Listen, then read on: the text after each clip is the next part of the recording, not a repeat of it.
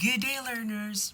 Welcome to this video presentation presented by the class of EDA Ed 6, Facilitating Learner-Centered Learning. In this video presentation, you will learn about the significance of developmental and socio-cultural dimensions of learning in selecting strategies and methodologies. So what are you waiting for? Let's dive in with the presentation. Now, let's get to know the list of contents.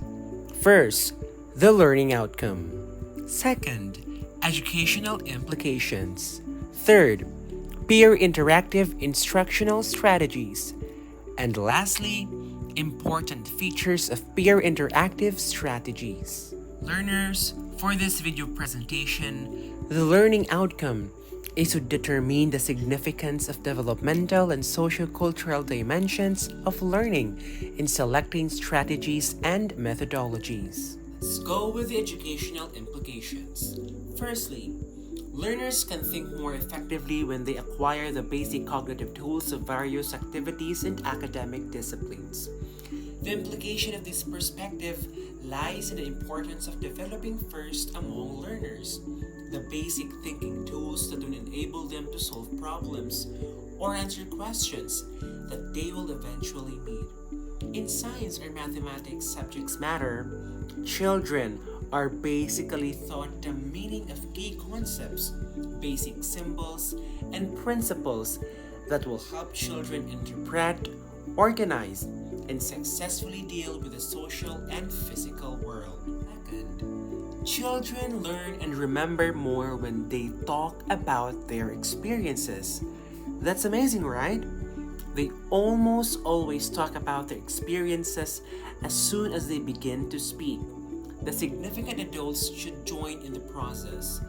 Talking about their experiences helps children interpret their experiences in culturally approved and appropriate ways. In essence, this is an interactive way. Children should have opportunities to engage in activities that closely resemble those that they will later encounter in the adult world.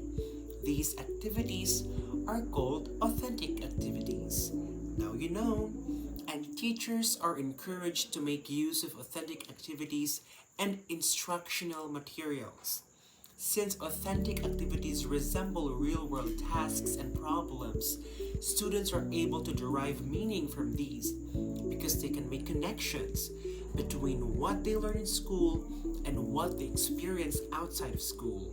Some of these activities may be writing an editorial, designing an electric circuit, planning a family budget, developing an internet page, and the like. Learners, children often acquire better strategies when they collaborate or work with adults on complex tasks.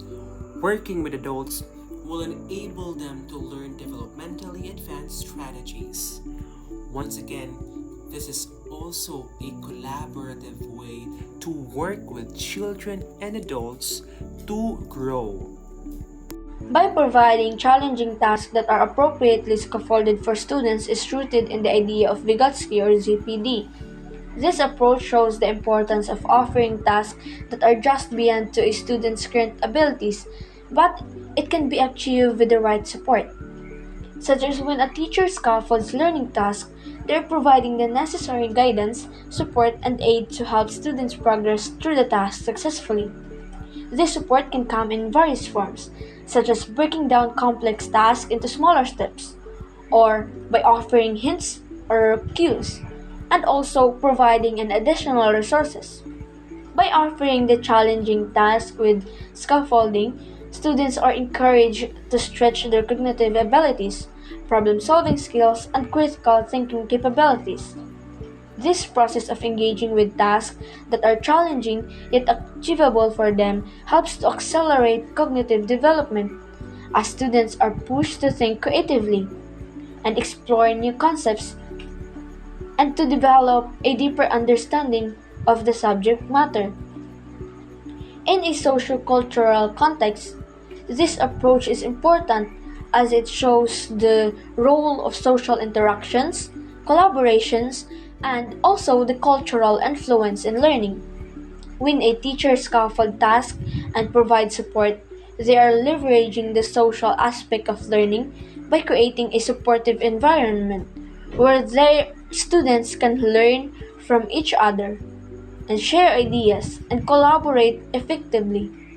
This collaborative learning process reflects the socio-cultural theory of learning, which shows the importance of social interactions in shaping cognitive development.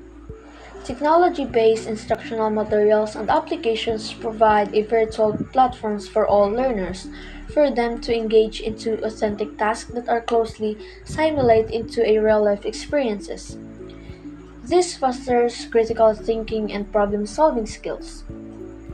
These virtual immersions allow students from diverse social-cultural backgrounds for them to interact and collaborate in a shared digital space, and by promoting cultural understanding and empathy.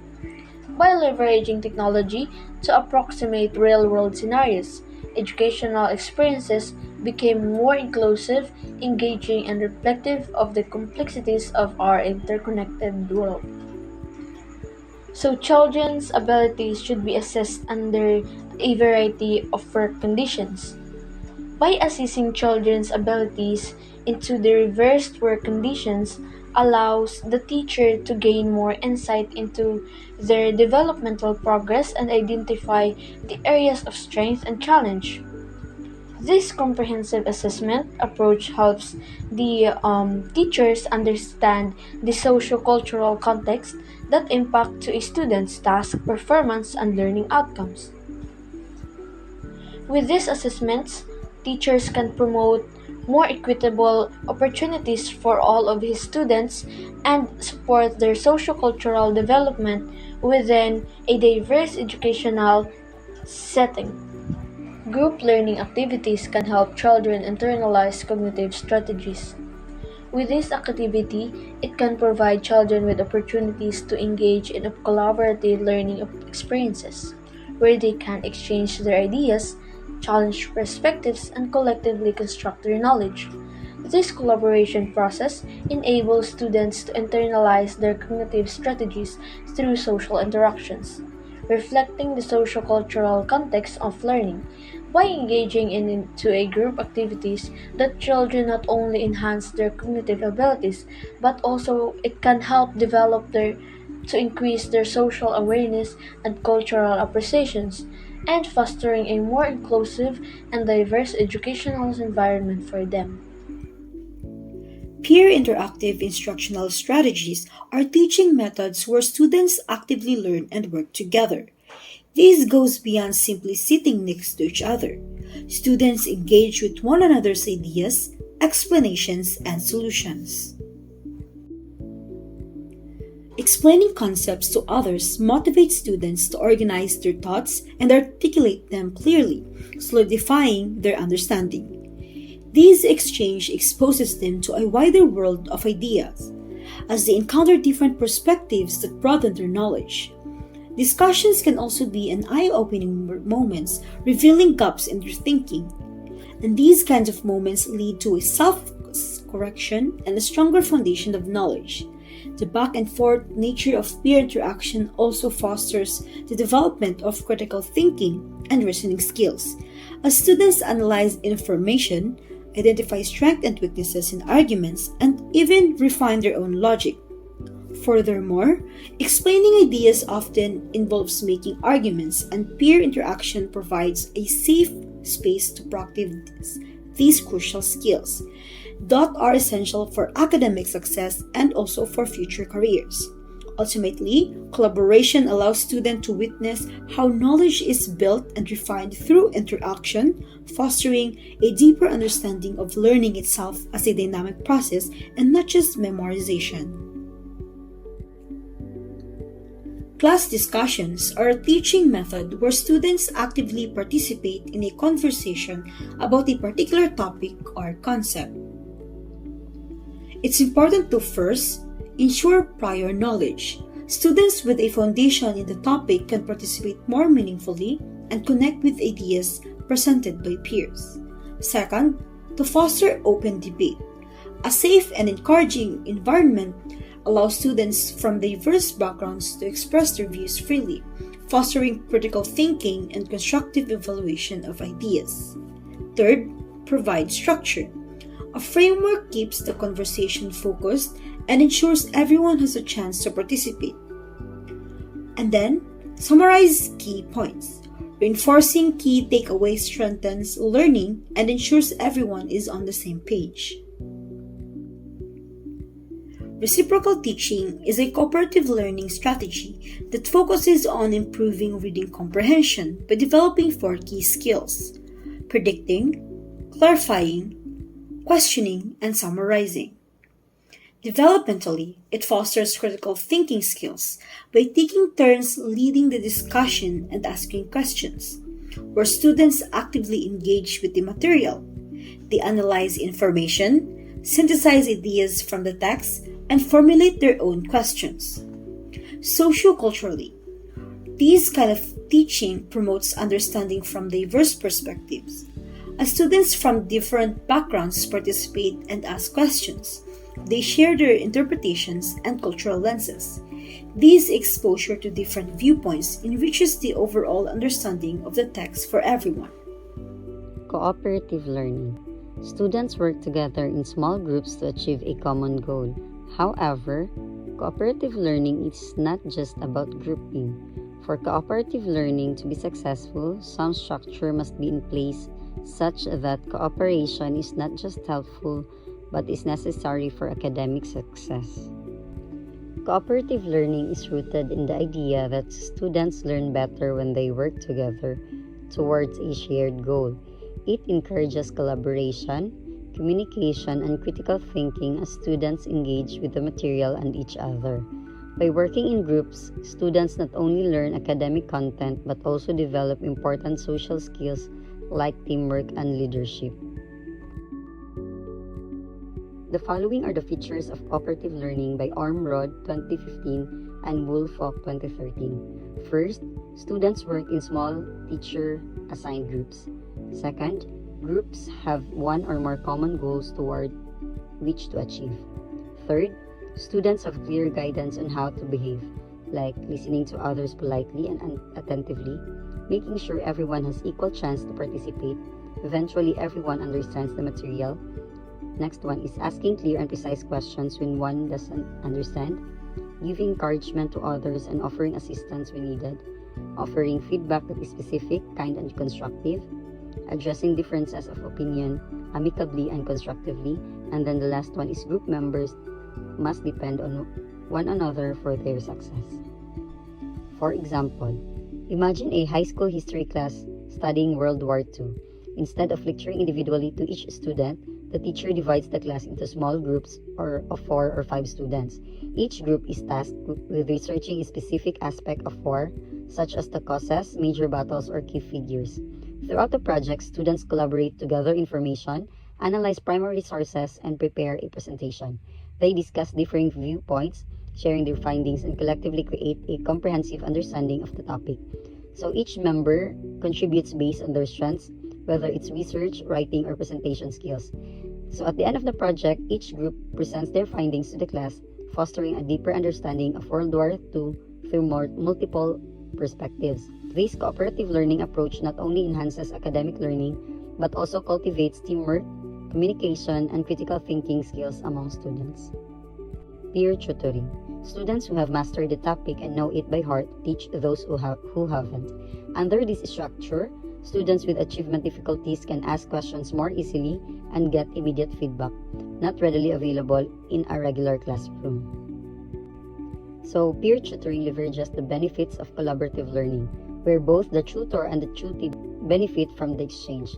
The tutor reinforces their understanding of the subject matter by explaining it to someone else, while the tutee receives personalized instruction and explanations that may be clearer than those provided by a teacher. The following are the guidelines to teachers for peer teaching to be effective. Teachers should make sure that tutors have mastered the material being taught and use sound instructional techniques. Second, structured interactions can improve the effectiveness of peer teaching. Third, teachers can use peer tutoring for kids with special needs. And last one is tutoring does not have to be limited to same age peers. For example, in a middle school math class, students are assigned to peer tutoring pairs based on their understanding of fractions. There's this girl student who excels in math is paired with a boy student who struggles with fractions. They sit together during designated tutoring sessions. So this girl student starts by asking the boy student what specifically he finds challenging about fractions. So the boy student explains that he doesn't understand how to add fractions with different denominators.